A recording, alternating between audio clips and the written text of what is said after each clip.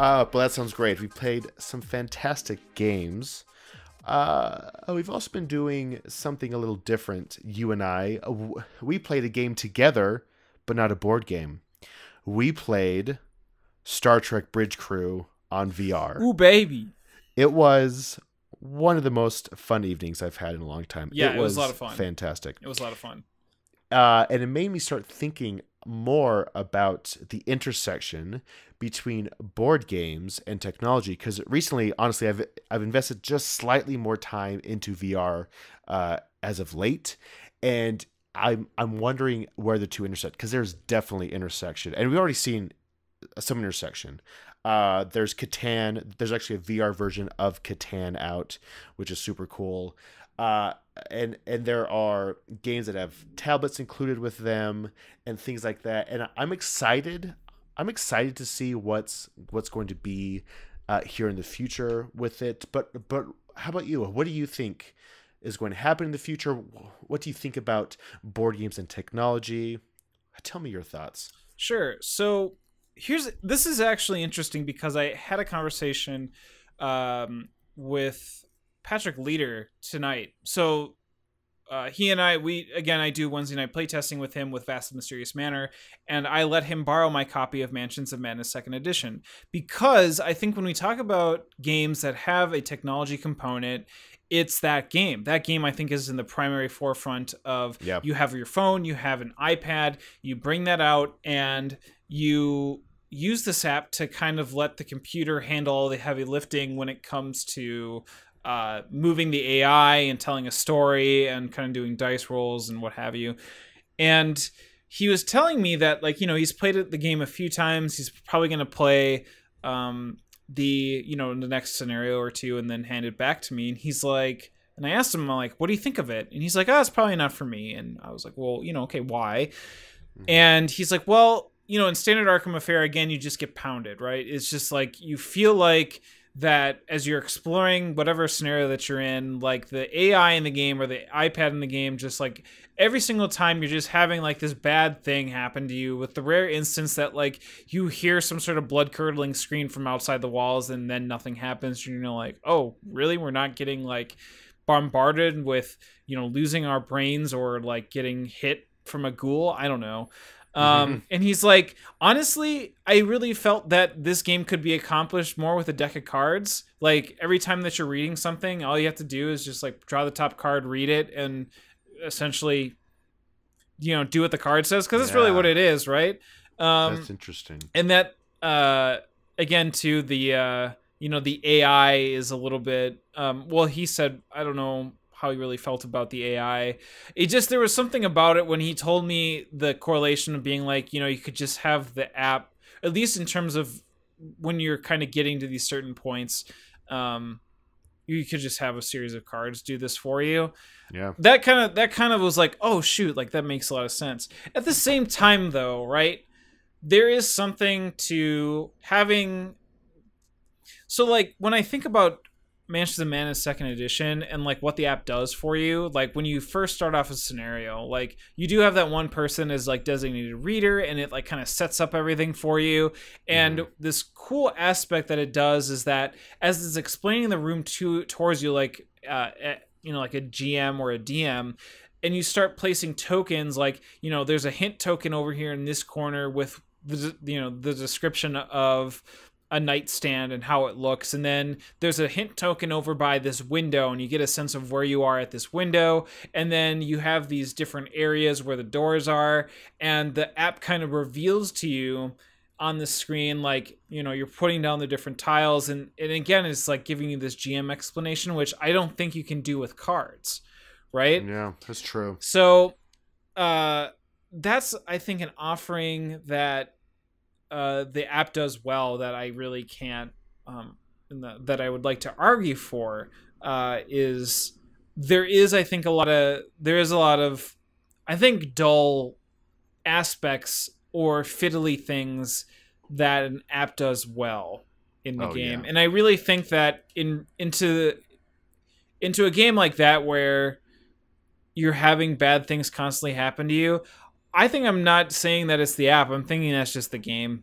Like that's just what Arkham games have always been, and I really Yeah. feel like you have to go into any sort of FFG Arkham game knowing that it's like this isn't gonna be like a stroll in the park. This is like you're gonna get like you're gonna get into a door and be punched in the face by like a demon with 5 heads, right? Like this is just how this game works, Exactly. and you have to really like it or not like it, and so that's that. It gives food for thought, though, right? Like I never want to always be like, this is how it is. I like it, and like that's how it is going to be. I really want to hear that other side of the table in terms of like what does this app or technological experience hinder this game by, right?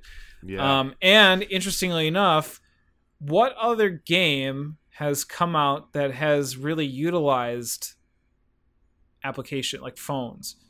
That's right? true. Like, I mean, oh, what? I was gonna say, like, the last games I've heard of is Rising 5 and U-Boot.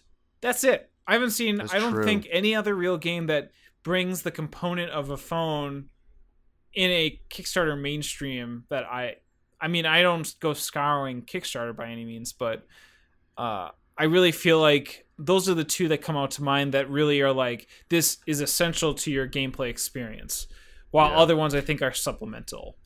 So I think there's some interesting things going on with this as well. We have other ways that people are, or that publishers are bringing in technology into games as well.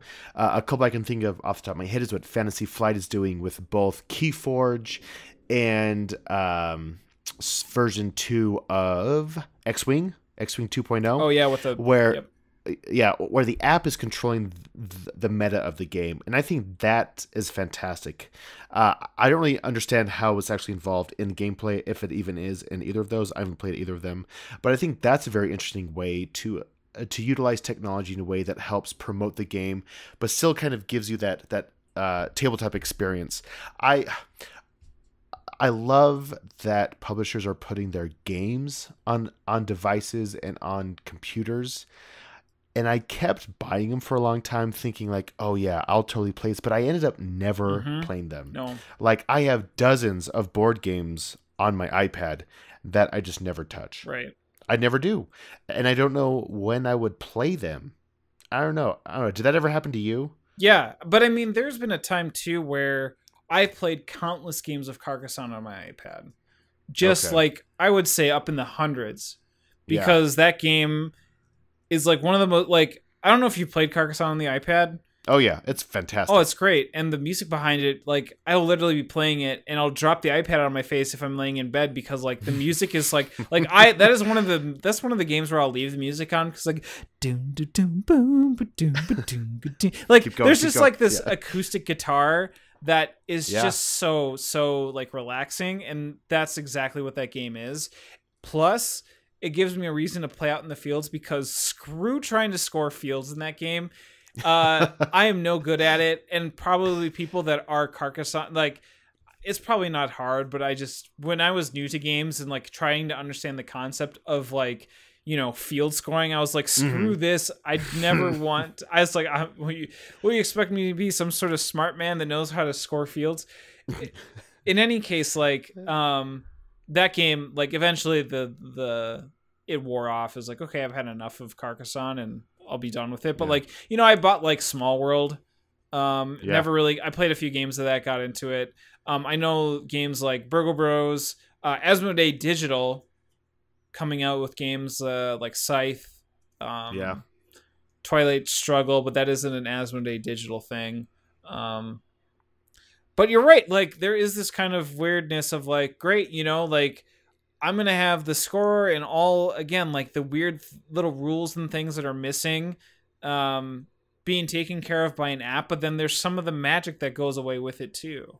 It's true. It's this weird balance. Now, I am excited for the potential. I think there's a lot of potential. I think as we see... okay, now, not even necessarily VR. I think VR has potential, but adaptation is way too low for that to really become great in the board game community.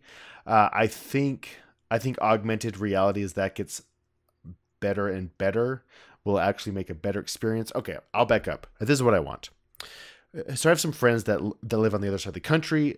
Before they moved there, we all lived next to each other, and we all played board games all the time. That's like what our friendship was based on. Originally, it was playing Settlers and Carcassonne, those type of games, and then I forced all these other games on them over the years. But I would love to play games with them again in that setting where it feels like we're actually there. Now I know we can play online together and maybe do like a video call or something like that, but it's just not the same. But that's where AR comes in, augmented reality, where you can see each other around a table, you can interact with the board itself, and just kind of have that same experience. That's what I'm excited for. There's a new Oculus Rift that was announced.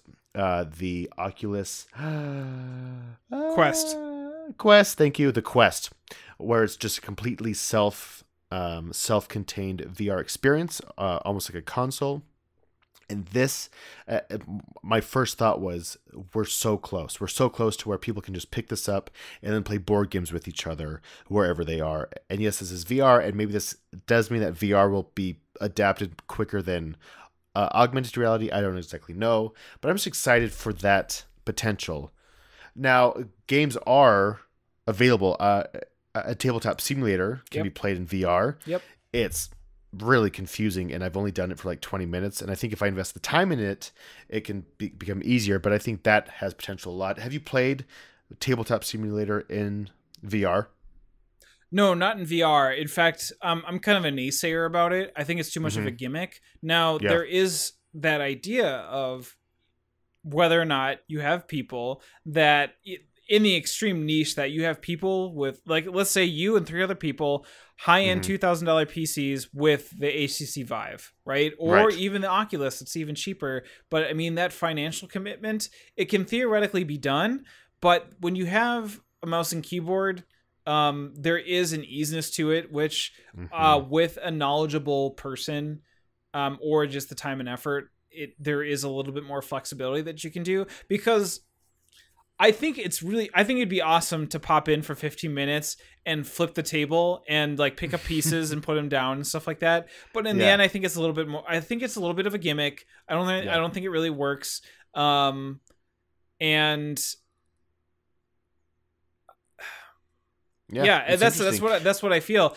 And in a sense too, like, you know, we are there with role-playing games, right? Like there's a thriving community behind Roll20 and different online applications that use places like Google Hangout or even proprietary to get people on web cameras and host D&D sessions without having to leave the house. Which again, there's plenty of people that do it at like the game center that I go to. Like, it's not dead. It's just an option. So I would say that your ability to want to be able to have that in a board game form is certainly there.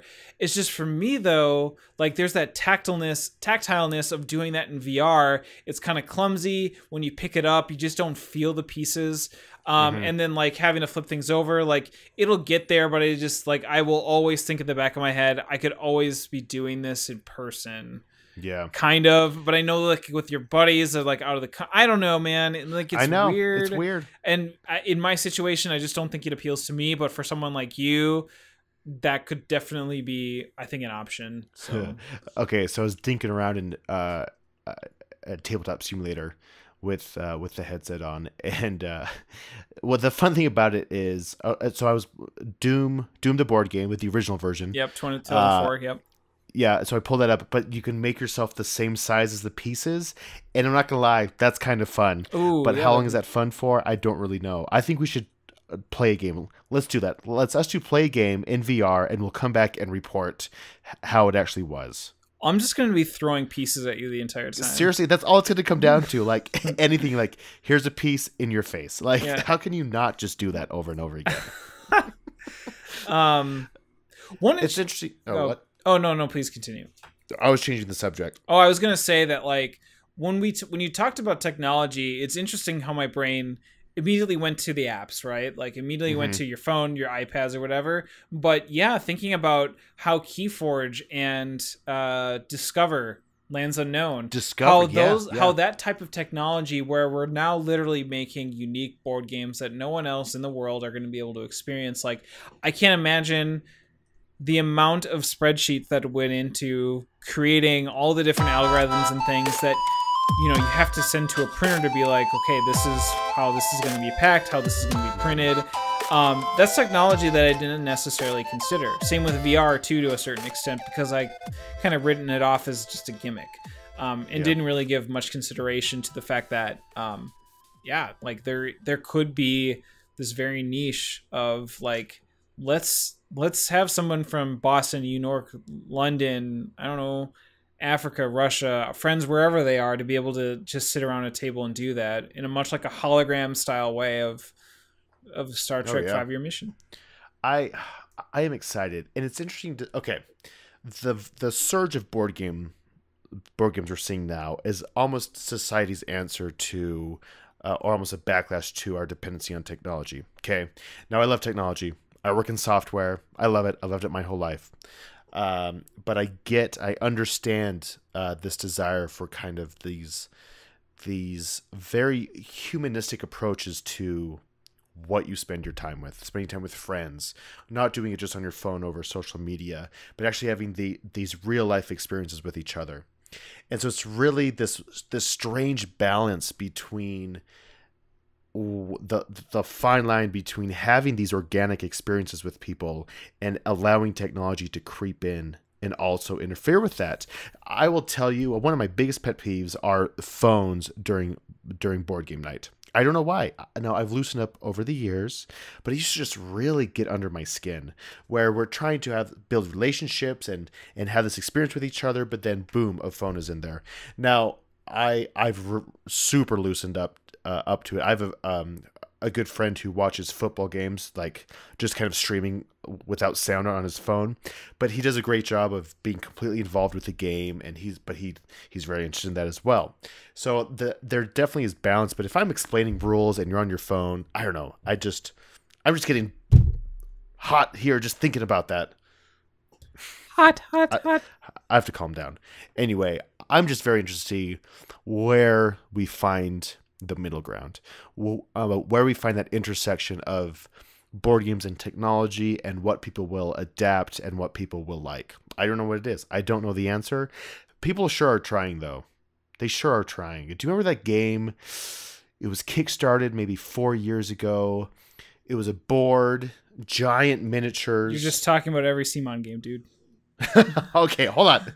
But it came with a pen, and you would touch like the base of the miniature. This is the thing. This is probably like some sort of trivia question from like a trivia night. I do know what that game is. You know why? Because it's on clearance everywhere. Exactly. It's called Golem Arcana. Golem Arcana. Yeah. Wow, good job, man. Right? Okay, yeah. But here's the thing with that. And now this was the production was unbelievable. It was a crazy expensive game. But all you did, the pieces were there on the board, and they had their tablet, and they tapped something like the miniature and where they needed to go, and the app told them what to do. But it was not the right solution. Hence the clearance everywhere you see still. Did you ever play it or see anyone play it? No. It was just so expensive. Yeah, it was really expensive. I don't know how much you can get it for now, but it's so defunct in things. Do you think, how would you want to see a game use the iPad or phone in a similar function? Like, how in a modern day board game, how would you want to see an app implemented in a game? Or are you looking at it more as far as in a way like Keyforge, like how far can technology take us in bringing us new experiences that are still analog? Or are you looking at maybe what technology can do to enhance, get that hybrid analog digital feeling akin to Mansions, I guess, which I keep going back to, but again, that's always what it is. Like, what's your end game for that? Or do you think that we had a fad in that instance, right? That's true. I mean, have we peaked already with Mansions of Madness? Maybe. Right? I wonder. I like The Alchemist. I think that did it great, because that wasn't, all it did was compute the end formula, right? It wasn't like a huge part of the game. It could be replaced by another component in the box itself. I liked that, but it was so minimal. I've really, man, I do want to try the Imperial Assault app, but it's the same thing. It's the same thing as Mansions of Madness, where it's just kind of telling basically, you what the pieces do, right? I don't know. I honestly don't know the answer. I don't know where I want my technology to come into my board games. See, I see value in it, but I just don't know. Right. I think there might be some efficiency in terms of maybe some of the more heavy lifting that the app can do in a similar fashion, like Mansions. I don't know how much more it's going to get than that, because what I think is going to happen is we'll be more efficient with that type of storytelling app. But I think Asmodee Digital is just basically saying, screw it. Let's not try to enhance it. Let's just take the board game and make it just straight up digital. Yeah, and I wonder if that's where it is. I wonder if that's where the power comes in. I could easily play that with my friends across the country, right? If we all are on the same app. Yeah, just you're on boot up Steam. Get a game of Terraforming Mars going. Terraforming Arms. Oh my god. Ah, yes. Terraforming Mars, and just let the game be set up. Let it do all the dealing, the calculation of the scores, whether or not you can do a thing, so you never have to refer to a rule book. Like, boom. I mean, you have that, and you have that with big Euro games like that.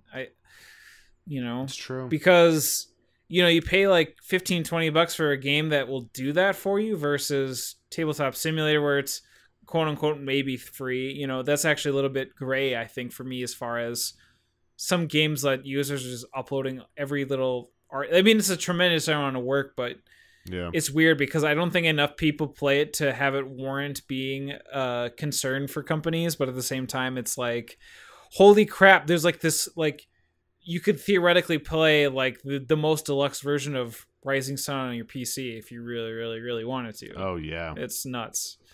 So, well, that's interesting. I like I said, I don't know the answer. I'm excited to see where it's going, if there is anywhere else that it is going. Because seriously, since Mansions, which is what, 2 years old now? 2 or 3, yeah. 3? Yeah, 2 or 3. There's nothing of note, I think, that has followed suit. U-Boot. And I think only with U-Boot is the idea that you can look through a periscope. That's true. Right? That's so true. You just have some guy going, like, swiveling his chair going, wee, look at me. More like, yeah. Exactly. Yeah, that's true. I do want to try Detective. I think that's interesting. Oh yeah, that one is that more storytelling. Yeah. That is actually really cool. That is because my wife and I played the first case, and we got like 3 out of 40 points.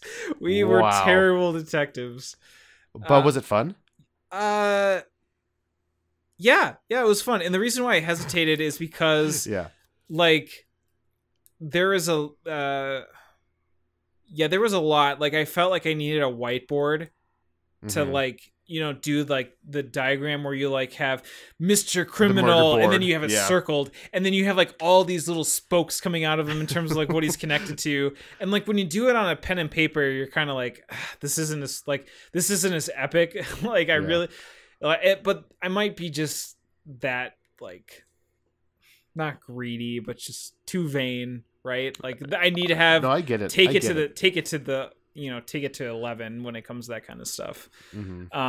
But it does a really great job in terms of like you're inputting this stuff, and like you have like these codes to crack, and like you're inputting this stuff, and you're actually having to search the internet on very specific key words that it gives you to look at certain articles to see like what it means and stuff. Yeah, a really great example of technology today that we omitted until now. Great example.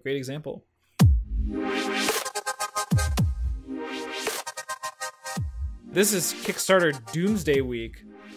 Oh my gosh, that's right. Can we just going straight up bonkers? Can we quick talk about some of the Kickstarters that came out this week? Because I swear I've never seen so many kind of profiled Kickstarter games come out in one day. And this again is going to change based upon your interest in the board game world. But for me, I had a lot of heavy hitters come out. Games that, while I'm not necessarily interested in, have definitely made their waves within the BGG community and within board gaming. So let's talk about them just very briefly. Mezzo got a relaunch. Yes, and looks amazing. It looks amazing. However, it has also been marred with some controversy behind it, hitting its first day, or being funded day one, them canceling their Kickstarter, relaunching it within 4 days, and then not making their 1 day Kickstarter again. Oh, geez. They also really went back and made a non-mini version. So they definitely clarified a lot of things, but this definitely felt like the iteration of this is what they should have launched with. Yeah. Right? So I definitely think they lost out on some capital or some Kickstarter goals or gains based upon that little bit of a bumble. And that's really unfortunate, because their last one, which was Eclipse, also had very similar, somewhat concerning feedback behind it. So it just really goes to show, when you have, in this case, Colossal coming out with their next game, like, how are people going to respond and react and give their money when realizing that, like, they may just relaunch it again, right? I know. It's a shame. It's a darn shame, because I think they have some really great IPs and some really great ideas, and I just don't think people are really resonating with how the Kickstarter has been going, and that stinks, right? Yeah, because the only thing they did with Eclipse was just run the Kickstarter, right? They didn't do anything with the production. I think they were just used to run the Kickstarter. Yeah. So there's Mezzo. I think, again, the game behind it is sweet. I want to play it. I really want to check it out. It's a dudes on a map kind of game, from what I know. Again, not really up my alley. I have plenty of those.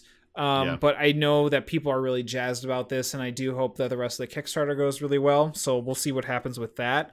Scott Almes and Artana Games, Loveless and Babbage, outside of the whole Tiny Epic series, are doing kind of like a Tiny Epic box thing, or a little box thing, totally outside of what you think Scott Almes would do with a game. So that has been getting some definite hits within the board gaming community. Dragon Boats, which we talked about on this podcast about a month ago, hit Kickstarter on October 2nd. This game, being funded day one, had a really interesting article on Reddit about the game. I saw that. It's is it about about cultural appropriation type thing? Yeah, it definitely gives food for thought, as well as like how Maple looked at this game, did the research, and their communication of that. Daryl responded in that Reddit thread, again, kind of communicating what they were trying to get with Dragon Boats, and the research that went into it. And I think it was just kind of a little bit of a bumble, as far as like, it's their interpretation of it that seemed to be pretty authentic to what people would think, because I had no idea that Dragon Boats were more for racing than they were for the actual carrying of goods. So that, to me, raises, it stinks, right? Because again, there's Michael Schatt, right? Yes. Yeah, did the design for it.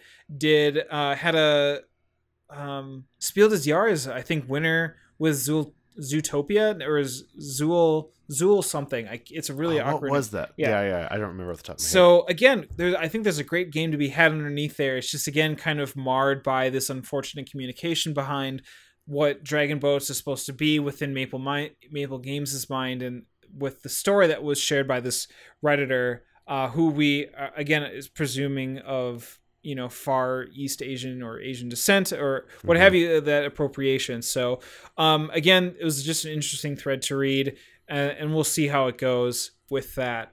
What else? Space Explorers. We talked about Space Explorers. That game, awesome art on that one. Yeah, great 1950s like art inspiration in space, talking about being able to kind of fly into space. It's got that Splendor-esque feel to the game.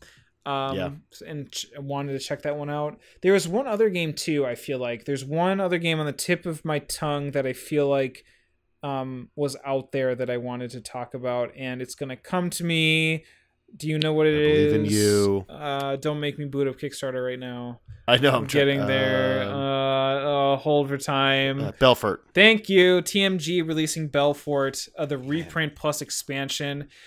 Oh boy, that's a game I really want to check out. I'm gonna be at a $1 at that one though, seeing whether or not I can work it out in my budget to see if I can get that game. But I at this point, like, TMG is just one of those games and one of those producers that are just like, anything they come out with, I just love what they do with their games. They do a great job. Yeah, so I'm just really excited with that one. And that was all on the second. Like, that's crazy. Like, to have all that type of competition going. Like, and majority of them did get funded within one day. So, like, Kickstarter is going strong. It is going strong. I'm still having a hard time finding anything that I want to back of interest. I get the draw for a lot of these, but I feel like they are not filling holes in my collection. Sure. I feel like I have things that are similar enough. Like just recently, The Ancient World, this new edition of that from Ryan Lockett, that came out, and I was, man, if it was maybe a year ago, I would have backed it in a heartbeat. Yeah. But I have the second edition of City of Iron, and I feel like they're similar enough where I'm not even playing that one enough. Then why do I want to get something that's closer to that? I don't know. And that was a weird brain exercise for me to go through, because I'm trying to think, like, who am I now? Who am I? I don't know. Well, it's not.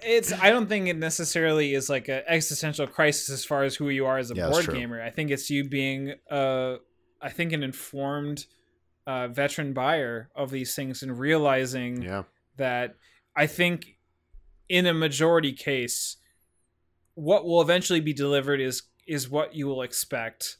Mm-hmm. I think it'll be fun. It's just that lasting power, right? Whether or not it's going to be something that I'm going to play and it's going to hit the table a lot, or coming to this realization and being like, this looks awesome, but how does this fit with, what I want to play with, and, and the crowd that you're in and how it's going to react, because you do end up kind of figuring out, Billy likes area control and Sally likes worker placement, and I'm not playing with Sally anymore. She's terrible. Hey man, Sally is fine. It's true though. Like, I'm having a lot of fun playing games that I already own in my collection that I haven't played a lot, and I'm also having a lot of fun playing games that warrant a lot of plays. I love playing those over and over again now. It's this strange evolution I feel like I'm having, and it's what's getting me excited about the hobby rather than always trying to hunt down what's new. Mm-hmm. But I feel like I lost a piece of my excitement from that. I don't know. I always loved staying on top of what was new, and now I'm still staying on top of it, but I think I'm just being exponentially more critical of what's coming out. If you can find a bottle and bottle this emotion, this is what FOMO is. You don't have FOMO right now, right? It's a world without FOMO. And I want to say though that it might bite back, because I think so. I definitely felt like during the summer, I was like, geez, like I'm going to the store, I'm walking through, and there's just nothing calling to me. Going on Kickstarter, games are coming out, nothing's calling to me. I'm like, this is great. And then this stupid October 2nd comes by, and and again, like, I am supporting them. I am supporting them at $1 level, hoping that, again, because there is so much, like, that's part of this whole process for me too, right? Is that I do want to back at that tier, being able to kind of get the bang for my buck in terms of like getting the premium bits and, the extra stretch goals and what have you, how they fit in.